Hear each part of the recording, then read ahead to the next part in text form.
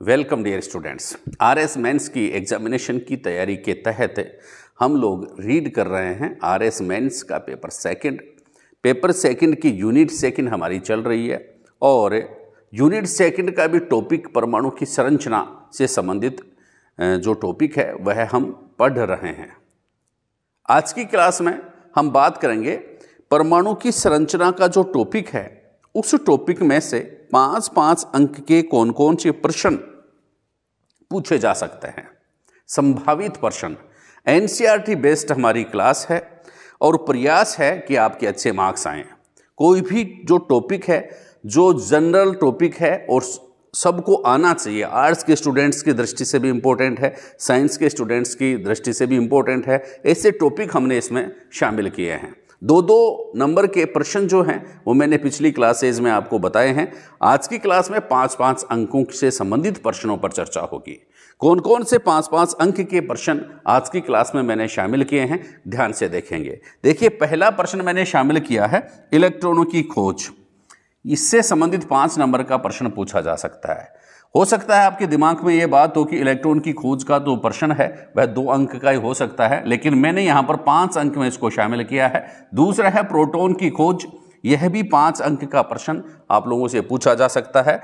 तीसरी संभावना यहाँ है परमाणु की संरचना से संबंधित मॉडल कौन कौन से हैं, उनमें से कोई भी मॉडल आप लोगों के साथ पूछा जा सकता है, आप लोगों से पूछा जा सकता है। जैसे प्लम पुडिंग मॉडल पूछा जा सकता है, नाभिकीय मॉडल पूछा जा सकता है और हाइड्रोजन परमाणु मॉडल पूछा जा सकता है। प्लम पुडिंग मॉडल जो है वो लगभग 1898 में दिया गया था और नाभिकीय मॉडल जो है वह 1911 में दिया गया और हाइड्रोजन परमाणु मॉडल है वह 1912 में दिया गया। ये आप ध्यान में रखेंगे। तो तीनों में से कोई भी मॉडल आप लोगों से पूछ सकते हैं या कोई भी प्रतिरूप आप लोगों से पूछ सकते हैं। कितने अंक का भाई? 5 अंक का प्रश्न बन करके ये आपकी एग्जामिनेशन में आ सकता है। अब हम चर्चा करेंगे अपने पहले प्रश्न की और पहला प्रश्न है इलेक्ट्रॉन की खोज। ठीक है, दिमाग में प्रश्न आ रहा होगा कि सर आपने बता दिया कि इलेक्ट्रॉन की खोज है। चलो लिख देता हूं, आपने पेपर में गए और पेपर में लिख रखा था इलेक्ट्रॉन की खोज। कौन से सेक्शन में? 5 नंबर वाला सेक्शन है, उसमें इलेक्ट्रॉन की खोज। ठीक है, अब सोच रहेंगे सर यार ये तो पता तो था, हमने प्रीलिम्स में तैयारी की थी इलेक्ट्रॉन की खोज से संबंधित, आपने उसमें तो हमारे को पता था कि इलेक्ट्रॉन की खोज जो है वह जे थॉमसन ने की थी। किसने की थी? जे थॉमसन ने। और आप आइडिया करके बैठ गए यार एक नंबर तो आ ही जाएगा। जे थॉमसन ने 1897 में की। कब की भाई? 1897 में की। किसने की इलेक्ट्रॉन की खोज? किसने की भाई? जे थॉमसन ने की। अब ये जो आंसर आपका खत्म हो गया। क्यों? क्योंकि आपको इतना ही पता था जे थॉमसन ने 1897 में इलेक्ट्रॉन की खोज की। ठीक है, लेकिन 5 अंक का प्रश्न है इसलिए आपको बताना पड़ेगा सही आंसर। क्या लिखेंगे मैं बोल रहा हूं वो आप लिखेंगे। देखिए, बढ़िया सा आंसर प्रभावी शब्दों में देंगे ताकि आपका टाइम भी वेस्ट नहीं हो और अच्छे मार्क्स भी आएंगे। क्या लिखेंगे? जे थॉमसन ने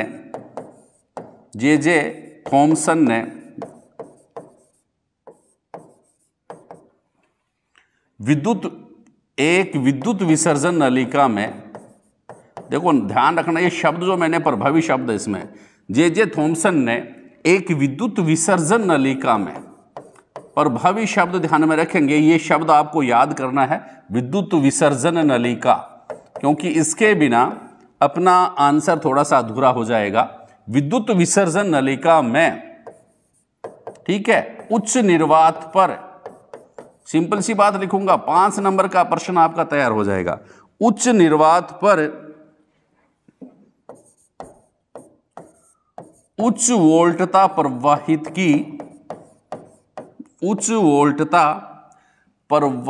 की, सुनना ध्यान से, जे थॉमसन ने एक विद्युत विसर्जन नलिका में उच्च निर्वात पर उच्च वोल्टता प्रवाहित की,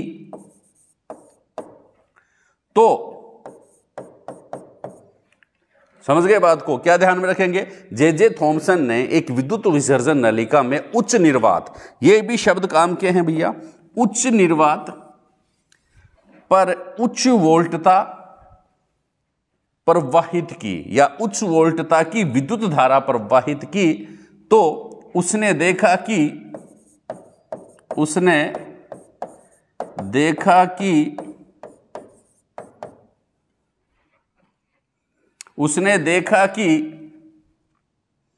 कैथोड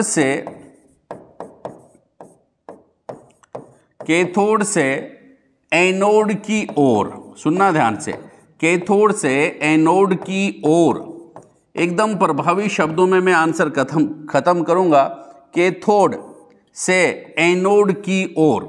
ठीक है। जे थॉमसन ने एक विद्युत विसर्जन नलिका में उच्च निर्वात पर उच्च वोल्टता प्रवाहित की, तो उन्होंने देखा या उसने देखा कि कैथोड से एनोड की ओर विद्युत धारा, कैथोड से एनोड की ओर विद्युत धारा किरणों के रूप में प्रवाहित होती है, किरणों के रूप में प्रवाहित होती है, किरणों के रूप में प्रवाहित होती है। ठीक है, किरणों के रूप में प्रवाहित होती है। ये शब्द ध्यान से देख लो भैया, वापस से देख लो कि जे थॉमसन ने एक विद्युत विसर्जन नलिका में उच्च निर्वात पर उच्च वोल्टता की विद्युत धारा, यहां पर की विद्युत धारा और लिख लो ताकि थोड़ा सा आपको कंफ्यूज नहीं लगे और थोड़ा सा अटपटा नहीं लगे। उच्च वोल्टता की विद्युत धारा प्रवाहित की। देखो समझाने की बातें बहुत सारी हैं, समझा तो बहुत बढ़िया सकता हूं, लेकिन आपको लिखना जरूरी है, वहां पर आपका आंसर दिखना जरूरी है। तो जे थॉमसन ने एक विद्युत विसर्जन नलिका में उच्च निर्वात पर उच्च वोल्टता की विद्युत धारा प्रवाहित की, तो उसने देखा कि कैथोड से एनोड की ओर विद्युत धारा किरणों के रूप में प्रवाहित होती है। इतनी बात वो लिख देंगे बिल्कुल।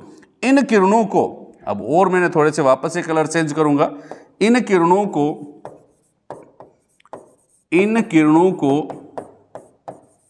क्या कहते हैं? कैथोड किरणें कहा गया।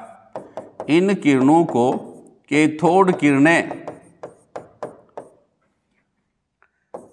कहा, इन किरणों को कैथोड किरणें कहा। और थॉमसन ने बताया कि जे थॉमसन ने बताया कि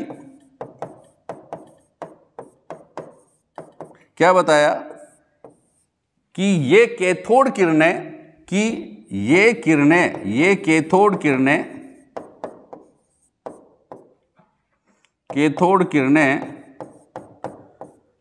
ऋणात्मक कणों की बनी होती हैं, ऋणात्मक कणों की बनी होती हैं, ऋणात्मक कणों की बनी होती हैं, जिन्हें इलेक्ट्रॉन कहते हैं, जिन्हें इलेक्ट्रॉन कहते हैं। ठीक है, जिन्हें इलेक्ट्रॉन कहते हैं। ये खास बात हो गई, जिन्हें इलेक्ट्रॉन कहते हैं। ये शब्द अगर आप इसका आंसर लिखेंगे किसका भाई? इलेक्ट्रॉन की खोज से संबंधित प्रश्नों का, तो आपके मैं कह रहा हूं कि पूरे में पूरे मार्क्स आ जाएंगे। जितने अंक का 5 अंक का प्रश्न है, 5 नंबर आपको उसको देने पड़ेंगे, क्योंकि ये बातें साइंस वाला स्टूडेंट्स भी शॉर्ट में प्रभावी शब्दों के साथ नहीं लिख पाएगा। वो ही लिख पाएगा जो इस क्लास को देख के जाएगा। क्लास को शेयर करते रहे भाई। तो इलेक्ट्रॉन की खोज में क्या लिखेंगे? जे थॉमसन ने की थी 1897 में, ये बात तो ठीक है, लेकिन क्या खास बात ध्यान में रखनी है? क्या आपको ध्यान में रखना है कि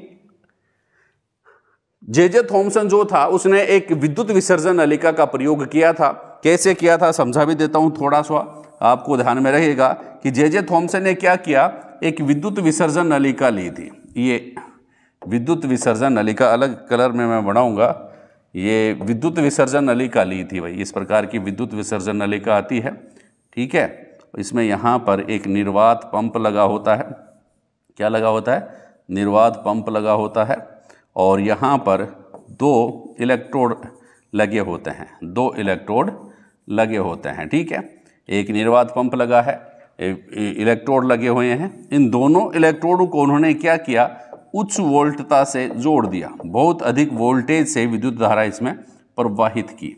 ठीक है, इसको जो प्लस और माइनस, देखो प्लस जो होता है उसको हम क्या कहते हैं, प्लस को कहते हैं एनोड और माइनस को कहते हैं कैथोड। ये एनोड है, ये कैथोड है। ठीक है, इसमें निर्वात पंप से उच्च निर्वात इसमें चालू कर दिया तो इसने यहां क्या लिखा, उच्च वोल्टता, उच्च वोल्टता। यह क्या है, विद्युत विसर्जन नलिका। यह क्या है बच्चा, विद्युत विसर्जन नलिका। क्या है, विद्युत विसर्जन नलिका है। ध्यान से देखते जाएंगे, ये कौन सी नलिका है, विद्युत विसर्जन नलिका। ठीक है, तो क्या देखा भाई इसने, जैसे ही इसमें उच्च निर्वात उत्पन्न किया, ये क्या है, निर्वात पंप। यह क्या है, निर्वात पंप है। ठीक है, वैक्यूम पंप है ये निर्वात पंप। इससे उच्च निर्वात, इसके अंदर निर्वात उत्पन्न कर दिया जे थॉमसन ने और उच्च वोल्टता की विद्युत धारा प्रवाहित की। तो इसने क्या देखा कि कैथोड से एनोड की ओर, क्या देखा, कैथोड से एनोड की ओर विद्युत धारा का प्रवाह किरणों के रूप में होता है। कैथोड से एनोड की ओर, ये कैथोड है, एनोड की तरफ विद्युत धारा का प्रवाह किस रूप में होता है, कैथोड से एनोड की ओर विद्युत धारा का प्रवाह किरणों के रूप में होता है। विद्युत धारा किरणों के रूप में प्रवाहित होती है और इन किरणों को इसने क्या नाम दिया बच्चा, इन किरणों को इन्होंने नाम दिया कैथोड किरणें। क्या नाम दिया, कैथोड किरणें नाम दिया, कैथोड किरणें। ठीक है, ये किरणें जो होती है ना बच्चा, इस विद्युत विसर्जन नलिका जो है उसकी भीतरी सतह पर एक हरी प्रतिदीप्ति उत्पन्न कर देती हैं। कैसी भाई, हरी प्रतिदीप्ति उत्पन्न कर देती हैं। इस प्रकार अंदर हरा कलर हो जाता है, इसमें हरी प्रतिदीप्ति उत्पन्न ये कर देती हैं। विद्युत विसर्जन नलिका के भीतरी सतह पर हरी प्रतिदीप्ति उत्पन्न करती हैं कौन सी किरणें, कैथोड किरणें। ठीक है, बाद में जे थॉमसन ने बताया कि ये कैथोड किरणें ऋणात्मक होती हैं तथा विद्युत तथा चुंबकीय क्षेत्र में प्रभावित होती हैं, प्रतिदीप्ति उत्पन्न करती हैं तथा सीधी रेखा में गमन करती हैं और ये ऋणात्मक कणों से बनी होती हैं जिनको हम क्या कहते हैं, इलेक्ट्रॉन कहते हैं। बहुत सारी बातें हैं। तो ये विद्युत विसर्जन प्रयोग जब जे थॉमसन ने किया तब जाकर के किसकी खोज हुई बच्चा, इलेक्ट्रॉन की खोज हुई। किसकी खोज हुई, इलेक्ट्रॉन की खोज हुई। अब हम बात करेंगे अगला प्रश्न की, अगले प्रश्न की। कौन सा प्रश्न है, प्रोटॉन की खोज। कौन सा भाई, क्वेश्चन आ गया प्रोटॉन की खोज। ठीक है, प्रोटॉन की खोज। ये प्रोटॉन की खोज से संबंधित प्रश्न भी अगर 5 अंक का आ जाए, ठीक है, 5 अंक का अगर प्रश्न आ जाए तो भी क्या है, यह परेशान करता है। प्रोटॉन की खोज से संबंधित ज्यादातर स्टूडेंट ये जानते हैं कि प्रोटॉन की खोज जो है ना वह 1886 में गोल्डस्टीन ने की थी। किसने की थी, गोल्डस्टीन ने। ठीक है, ये बात तो लिख दी ना स्टूडेंट्स ने, तब तो कोई दिक्कत नहीं है, लेकिन ये 2 अंक का प्रश्न आए तब ही यह सार्थक है। लेकिन अगर प्रश्न आ जाए 2 नंबर से ज्यादा तो क्या लिखें, तो देखिए क्या लिखेंगे, आंसर। अपना आंसर क्या होगा, आपने लिख दिया आंसर। क्या लिखेंगे, गोल्डस्टीन ने, देखो गोल्डस्टीन ने, देखो फिर मैंने कहा संबंधित वो लैंग्वेज लिखनी है जो मैंने इलेक्ट्रॉन में की खोज में लिखी है, संबंधित वैसी ही लैंग्वेज है, पर ध्यान देना जरूरी है क्या डिफरेंट है। गोल्डस्टीन ने 1886 में, गोल्डस्टीन ने 1886 में विद्युत विसर्जन नलिका में, विद्युत, ये शब्द मैंने कहा था याद रख लेना, क्योंकि इस टॉपिक में ये शब्द जो है मैं बोल रहा हूं विद्युत विसर्जन नलिका। डायग्राम मैंने पहले बता दिया इसका। विद्युत विसर्जन नलिका में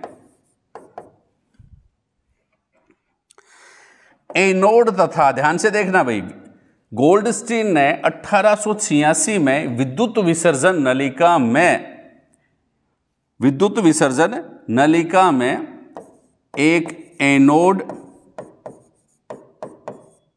व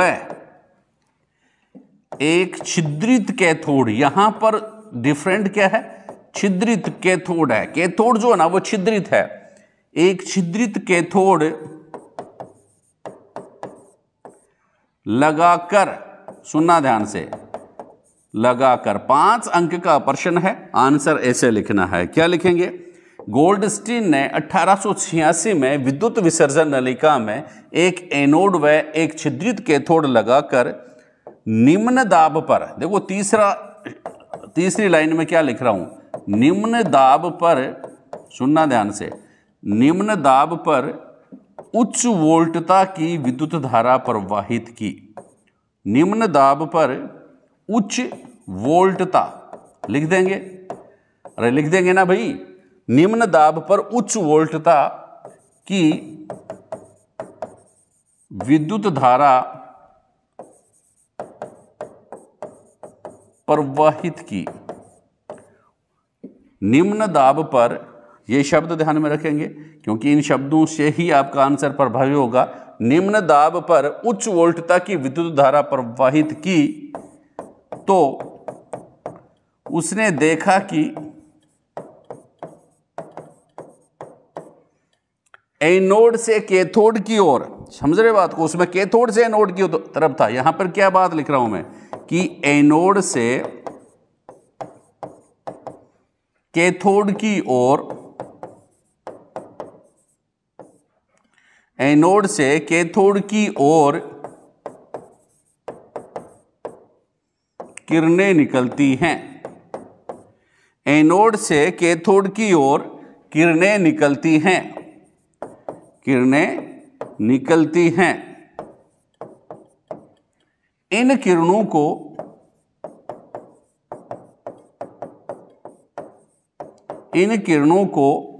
एनोड किरणें या धनात्मक किरणें कहा गया। एनोड किरणें या धनात्मक किरणें कहा। किसने कहा? गोल्डस्टीन ने। और यह बताया कि ये किरणें धनात्मक कणों से मिलकर बनती हैं जिन्हें प्रोटॉन कहते हैं। ये किरणें धनावेशित कणों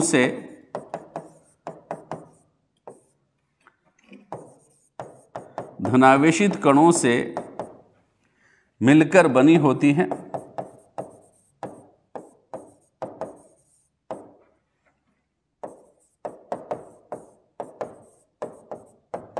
जिन्हें प्रोटॉन कहते हैं, जिन्हें प्रोटॉन।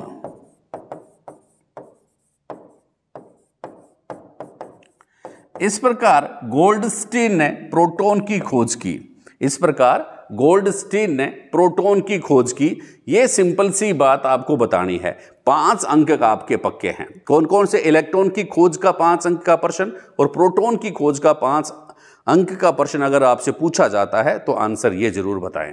ठीक है। अब परमाणु की संरचना से संबंधित जो टॉपिक शेष रह गए हैं उसके लिए आपको थोड़ा सा वेट करना पड़ेगा हमारी अगली क्लास तक।